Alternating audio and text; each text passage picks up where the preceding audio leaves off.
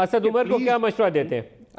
आपने बड़ा अरसा वज़ारत खजाना चलाई है। रीवैल्यू करे, रुपए को रीवैल्यू करे, this should be his first objective.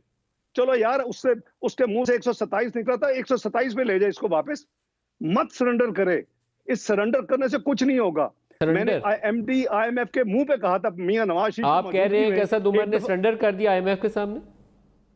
मैं कह रहा हूं कि नहीं सरेंडर करना चाहिए। मुझे नहीं पता किया कि नहीं किया, लेकिन प्रैक्टिकल में वही हो रहा है। जब इमरान खान नियाजी ये कहेंगे कि जी हमने वो चीजें वो पूरी कर दी हैं जो आईएमएफ की रिक्वायरमेंट से पहले ही, तो आप तो पहले ही लेट गए उनके सामने। हमने तो नहीं की थी, हमने तो उनसे बात किए बगैर पहले अपना बजट दिया था। रिफॉर्म पहले रोल आउट किए थे 12 जून 2013 को, जो बजट दिया था उसके बाद उनसे बात शुरू की थी और 4 जुलाई को अपना प्रोग्राम साइन कर लिया था।